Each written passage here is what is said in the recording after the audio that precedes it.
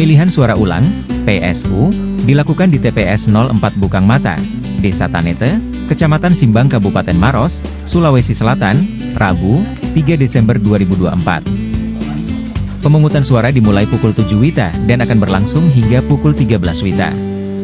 Pantauan langsung Tribun Timur di lapangan, satu persatu warga mulai berdatangan sejak TPS dibuka.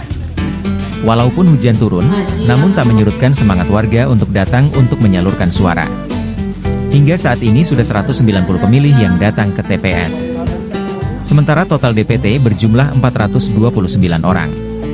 Pada Pilkada 27 November lalu, ada 337 pemilihan yang menyalurkan suaranya. Komisioner Bawaslu Sulawesi Selatan Divisi Pencegahan Saiful Jihad nampak memantau langsung proses pemungutan suara ulang ini. Ia mengatakan PSU ini dilakukan karena adanya pemilih yang mencoblos menggunakan KTP Maros, padahal sudah pindah domisili. Ia menekankan, kemurnian suara pada kotak suara sangat penting. Sehingga, jika terdapat warga yang ikut memilih tanpa hak pilih di TPS tersebut, maka harus dilakukan PSU. Hingga saat ini Bawaslu telah mengeluarkan rekomendasi PSU di 12 TPS di sejumlah wilayah di Sulsel. Oleh karena itu, kedepannya pihaknya akan melakukan pengawasan lebih ketat lagi dalam proses pemungutan suara. Di PSU ini? Iya, pertama saya justru harus mengatakan bahwa kenapa di PSU-kan. Pertama-tama kita harus menegaskan bahwa kemurnian suara di TPS itu penting. Jika ada orang yang kemudian dianggap tidak berhak untuk ikut memilih dan ikut memilih, maka berarti di kotak suara itu ada suara yang tidak legal. Nah, PSU lah salah satu cara untuk semua surat suara ini menjadi sah dan legal dalam kotak suara.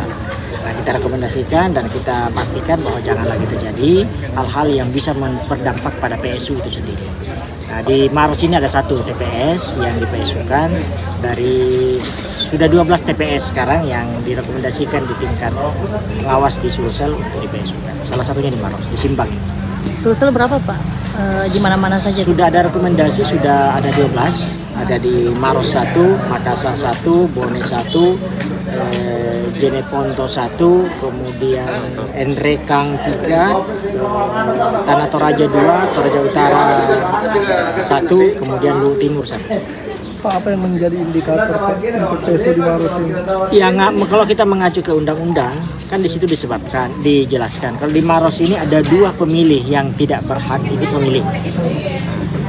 Karena ada 2 orang yang dianggap tidak berhak ikut memilih, karena dia tidak berpenduduk di sini, tidak terdata di DPT sini, tidak masuk DPTB, tidak mengurus pindah memilih, tapi dia menggunakan KTP yang justru dari luar daerah untuk memilih di sini, maka itu kita suka. Pak, ini kan mereka bisa lolos, ada tidak mungkin lebih ketat lagi pengawasannya atau akan seperti apa ke depannya? Iya, saya kira tinggal saya kira mungkin teman-teman salah memahami di beberapa tempat bahwa ketika dia bawa KTP maka dikasih surat suara. Nah, ini kita sudah pastikan tidak semua yang membawa KTP dapat suara. Kalau dia yang penduduk di sini maka diberikan surat. Pak, untuk hasilnya nantinya seperti apa Pak? Apakah akan ada pengaruh terhadap perhitungan suara tingkat kabupaten? Iya, pastilah ada pengaruhnya, tapi tentang siapa yang menang siapa yang kalah itu bukan soal. Pastilah kan akan bertambah atau akan berkurang dari dari perolehan yang lalu. Ini sudah direkap ya, masuk rekap di kecamatan. Nah, nanti di rekap kabupaten akan dikoreksi. Hasilnya ini akan menjadi bahan untuk mengoreksi di rekap kabupaten. Download Tribun X sekarang, menghadirkan lokal menjadi Indonesia.